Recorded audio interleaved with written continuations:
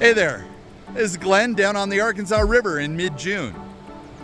This is what it looks like. It's gorgeous down here. A lot of people come out and fish. But I was down here early this year and found what I thought was a hurricane tree down over there. And so I actually forded the river in, I think it was April, when it was much lower. And found some pretty interesting stuff over there and got a cool interview out of it as well. So if you like what we do, hit subscribe, notify, comment below, do all that good stuff, and I will see you on the other side. Thanks for watching. For those of you who are new, you might say, Glenn, what the heck is a hurricane tree? Well, let me tell you. Mateo and I found these for the first time down at the Swallows, where we were exploring where some hunters say they had some bowling ball sized rocks thrown at them from one side of the river. So we were exploring that side of the river, and as we were in the middle of the thicket, we came across what we determined to be the very first hurricane tree.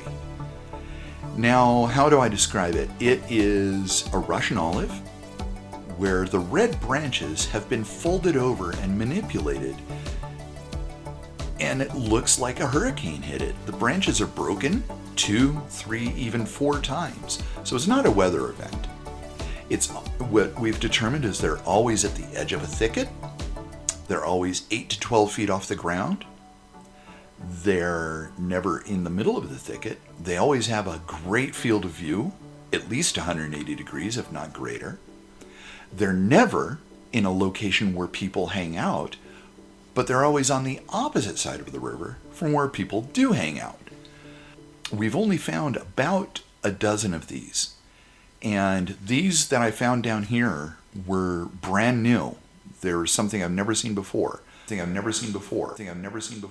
30 yards away was this thing peeking over this pine bush. It was a large, hairy animal, dark brown, black hair. All of a sudden, this creature let out I want to call it a blood-curdling, growling, howling scream. That's when I realized it wasn't my friend that had snuck up on me. Dude, all the branches that are broken off are red. That's crazy. There's no medulla.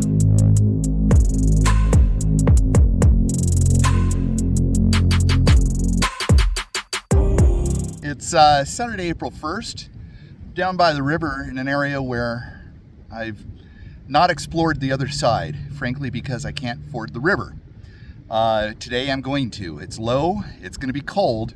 Not looking forward to it, but that's where I'm going. So, see you on the other side.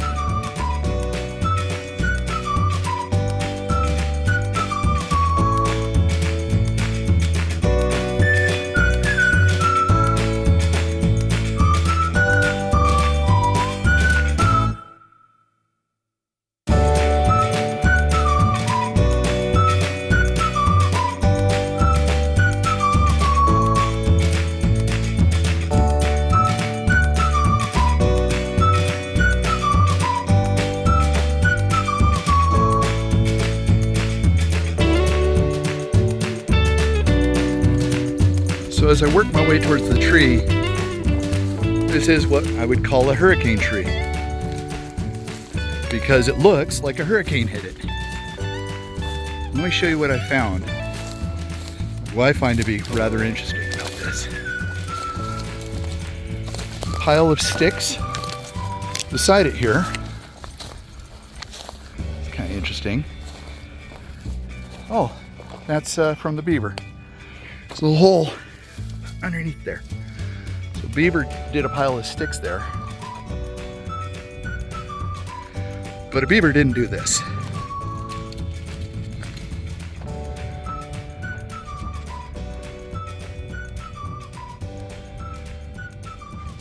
That big branch right there, about an inch in diameter. It's broken once, comes down, it's broken a second time, and then goes out and sticks out. This other one, it's been bent down. Try not to blind you. Wedged into there. This is a typical hurricane tree. It's not dense enough to be a nest, but really curious. Now, this is a couple of days later, less wind. The bark has been stripped off of that. That's fairly new. I don't think that was done last week. But that scrape right there was green a week ago. So this is fairly new construction, or destruction. But you can see this, the biggest branch goes up, comes down, and then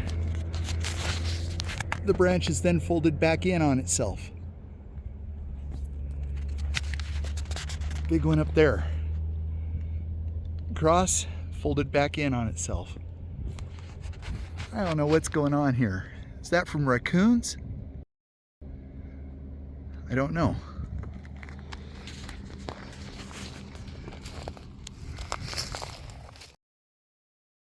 So I just want to show you the tree. All the bark, all the little nubbies have been knocked off on this side of the tree, going up to that. It's just a view of the whole tree from the inside. And I'm standing up comfortably right in the middle, surrounded by broken branches. But I'm not being poked by anything. This one has been scraped on. You can see little scrape marks. Something's been chewing or scraping at this tree. I'm good with that. But if that something is a raccoon, how did that something break a 3/4 inch diameter branch? Fold it, break it there, fold it down, break it there, push it out.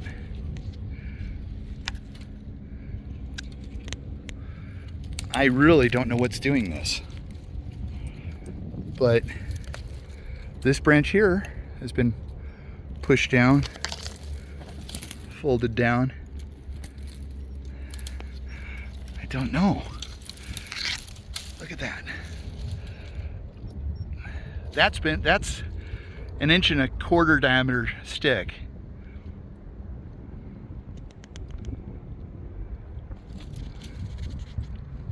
I don't know what's going on here.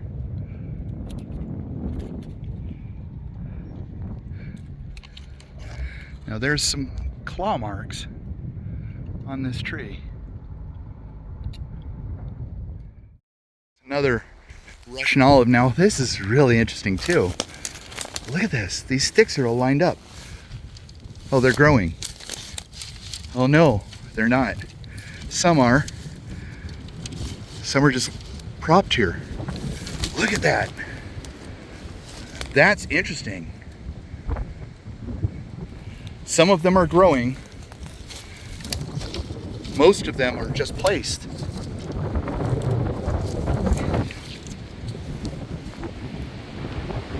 And look at the tree. Branches broke in the middle of the tree. Clean out there. It's gotta be 20 feet up. Red branches. That is super interesting though. They're all leaning against the tree here. Now again, nobody really comes to this side that I'm aware of.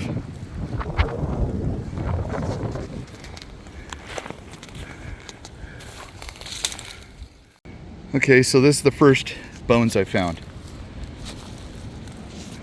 Jawbone.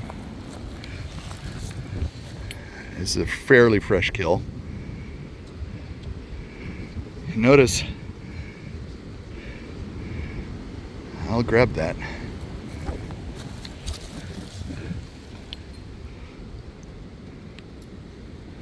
Fairly fresh kill, interesting. Just heard a snap from over here. Very well could be wind. Wow, look at this path though.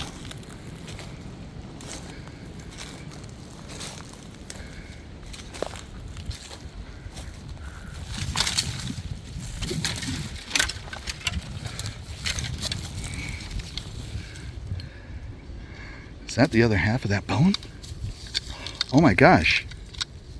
Is that? By golly. This is 30 feet away from the other one. Easy.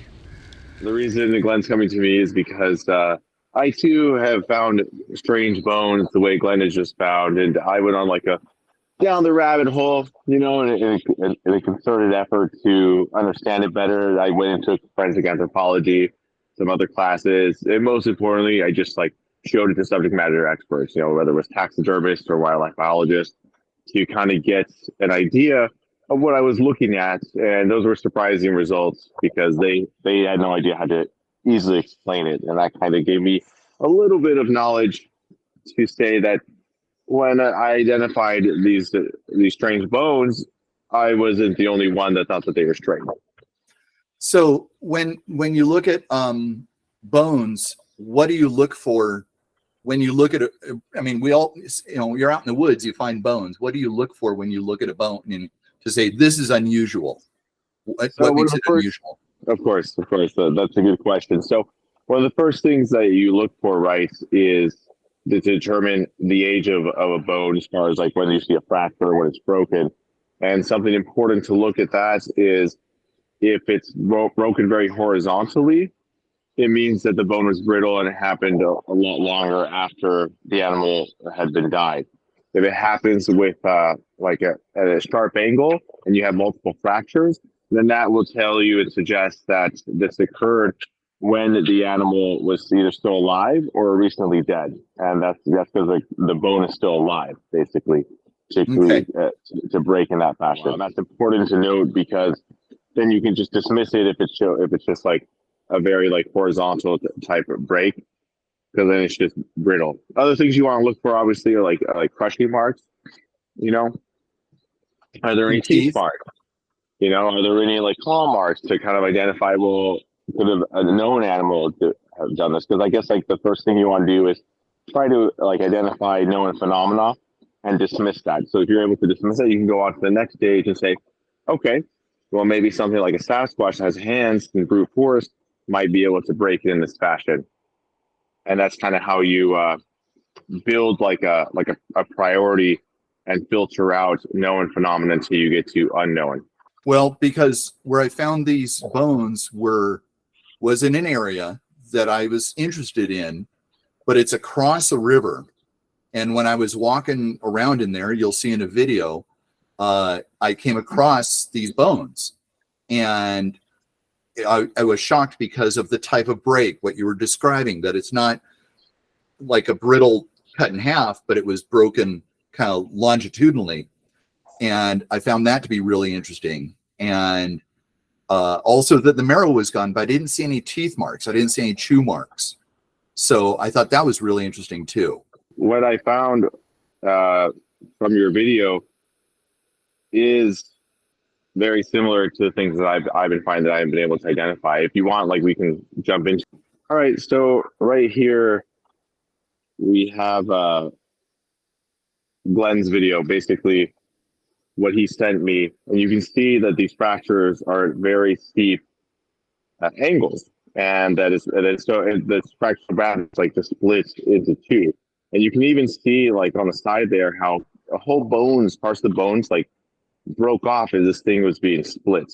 Now obviously this bone's a little older than some of the ones that I have found, but you can still see that the initial break is very peculiar, you know. And the reason I say peculiar is because of where it was found, right? Like where it was found was an area that is going to be difficult for people to access or vehicles. And the reason I bring up vehicles is because when we brought like some of the bones that I had found to Gretchen, a wildlife biologist with experience in composition, she took one look at these bones and just took out her phone and started taking pictures, and then said the only thing that she's ever seen that comes close to like these types of breaks in the bone, while it's still alive, is from vehicles hitting a deer.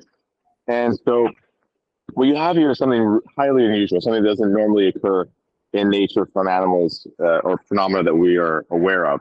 And it's also really interesting because these breaks also happen without any other evidence of crushing marks. Like you don't see any teeth marks, but again, it is older and a little more weathered away, but you should still be able to see teeth marks because we took these bones also to a taxidermist, and he showed us how easy it is to just put like a knife mark in there or a teeth mark in the bones that's going to stay for a long time. So the fact that this doesn't have it is very suggestive, in my opinion, of the hypothesis of the North American hominid or Sasquatch, that they're breaking these bones and taking out the bone marrow, which, brings us to the next conclusion. The whole reason that Glenn went over there in the first place is because he's getting actual active stories of eyewitness accounts of running into these Sasquatch-like beings. So in that immediate area. In that immediate area. So my opinion, obviously, like, I'm not an expert. I just have enough to know that something's off. I think that this is good evidence to support that these hominids are moving through that area, along with the other anecdotal evidence. So here's the bone. And again, there are no chew marks on here. And it fits together. This is the bone. This obviously the bone. This is the front of the bone, right? Front of the animal. It looks like the bone broke this direction, which means it broke from the inside of the thigh going out. Yeah. Not from the outside of the thigh coming in. Which doesn't sound like it's a natural break. It sounds unusual Totally. Right? Because if it was an accident, if the deer had tripped or fallen or something, you would think that the pressure would come and break it this way.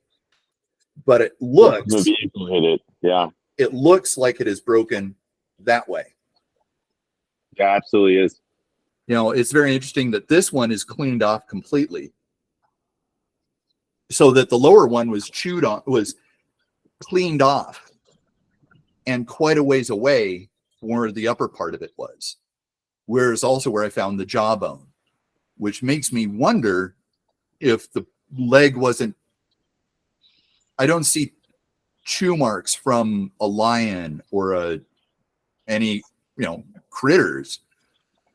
Almost makes me wonder if the leg was broken and carried away and gnawed on as it was gone and moved back further to the back into the thicket to get cleaned off, like this has been cleaned off. That just struck me as kind of interesting. Yeah, but like a mountain lion, they can lick a lot of that stuff off and they just lick it forever. Like right. the tendons and all that. But a mountain lion can't break it like that at all. Like there's no way a mountain lion can do it. And that the tendons are still on this, they're still gunga on here. There's little bits and pieces still on here. I find that like the sinew. Yeah, there's still a little bit there where it's been cleaned off kind of normally, but this one, like you said, that's licked clean. I mean, that's clean.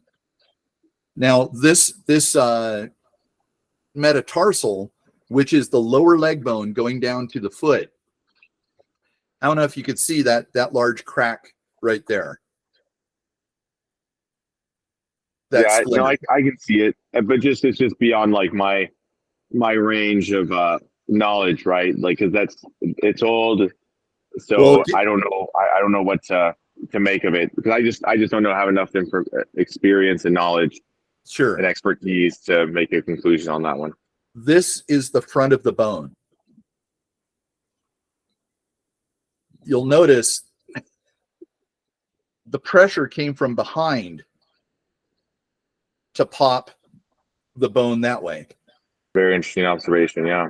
Right? So that again, if this is the bottom,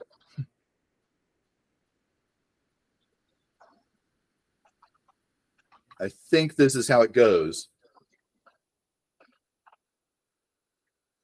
This leg had pressure coming from this direction. This leg had pressure coming from this direction, forcing the leg. That's just not a normal an outward movement of a leg is not a normal braking movement. You would think that if something came in, it would have come from the side and push the leg this way. So I just found that to be a really interesting break. Yeah, that is definitely a really good observation.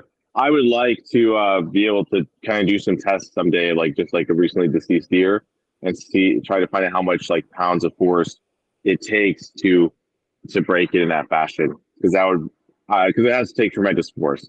But to get like that data, those numbers, I think would be really very revealing. Well, thank you for sharing your knowledge. And we're learning all the time. And again, I don't know what did this. I didn't see it. I just found the bones. And I found it in a very curious place. So, it would require, whatever it is going to require a lot of force to break a bone like Absolutely, 100%. I think that what the bones you found are from a Sasquatch. Obviously, we can't prove that without a shadow of a doubt yet, but I think that's some of the most compelling evidence that we do have of these hominids' existence and behavior. Well, again, thank you very much, and have fun in Austin, and I'll see you when you get back up here to Colorado. Absolutely, Glenn. It was great chatting. Cheers. Hopefully I see you soon. Yeah. Take care. Thanks. Bye, everyone. Bye. Bye. Okay, so here's the outside of that other hurricane tree right there. You can see those branches have been manipulated, bent to at least twice. See that one right there is bent, comes over, and then comes back in. It's been busted, shoved up there.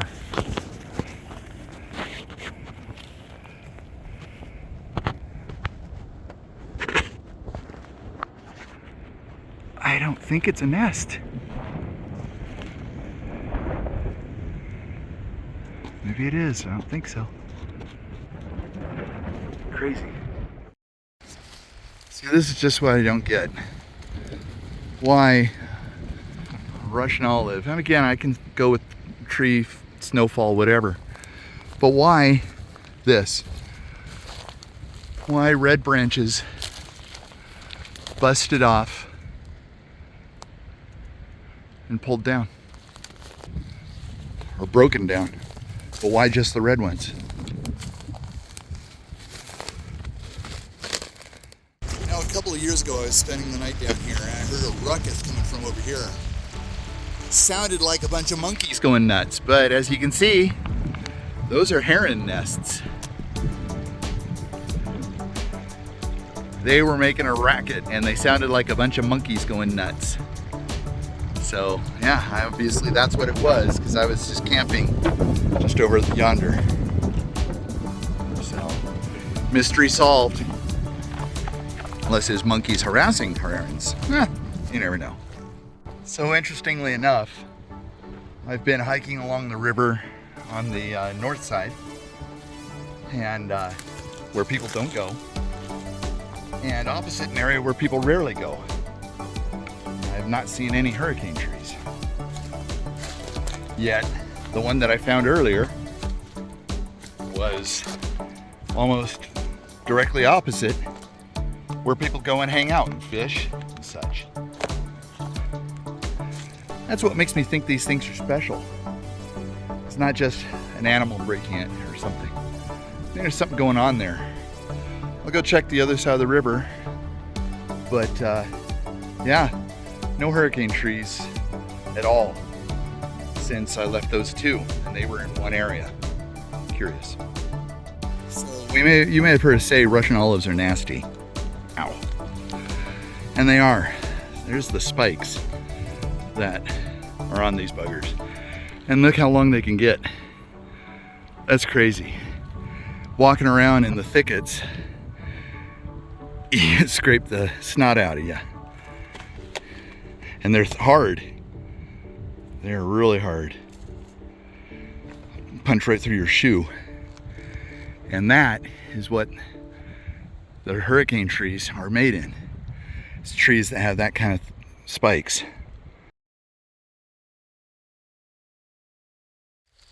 So as I walk through these woods and consider the lack of hurricane trees makes me think that it's not just a normal animal like a raccoon or a squirrel or something like that, because if so, I would think I'd be seeing them a lot more. You know, that they'd be using whatever tree they could find. Yet I don't find many of them. Up until this point, I would say I probably found 10 of them. And it's just really curious. I don't know why they're so rare. I have no idea what's creating them. But the more I consider it, the more I think it's not just squirrels or raccoons or anything like that, because it's not everywhere. Interesting. So there's some people right there.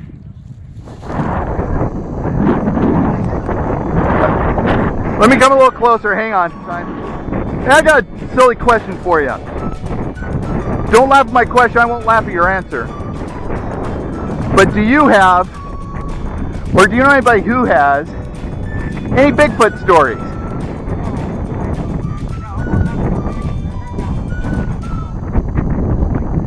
Yeah.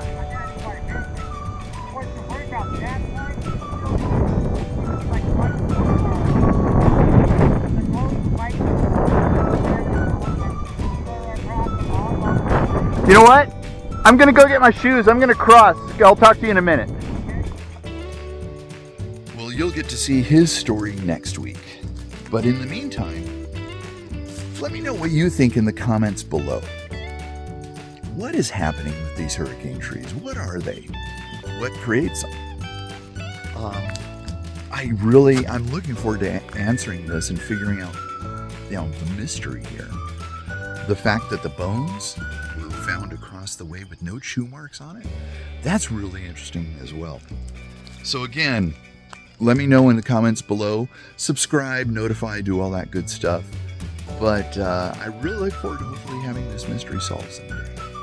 And if you or anybody you know has had an encounter, let us know. encounters@modernexplorer.me, and I look forward to documenting your story. And we'll see you next time. Thanks much. Cheers. Hey kid, don't ever let them get inside your head. They'll tell you what to do in life instead of everything you know that you could get. Don't let them guide your life towards regret. I'll fight for what I love with every breath. My past is filled with things I won't forget. I use them all to push me to my best. So treat the worst of times just like a test. If only I could go back in time, I'd tell myself that everything will end up alright. Just push yourself, test yourself, figure out what you like, and find your limits, don't be rigid, always work towards a prime. Surround yourself with open minds, people can change your life. A few friends with intent can help you feel alive. Find a passion, take some action, and with a little time, just be patient, make a statement, try to enjoy your life. They'll try to kick you while you're down. They wanna rise up while you drown. They wanna fill your head with doubt. They're silently scared that you'll figure it out. I'll make it look like I'm losing, won't bother hiding my bruises. And when they finally think you're wounded, then it's your chance to be ruthless.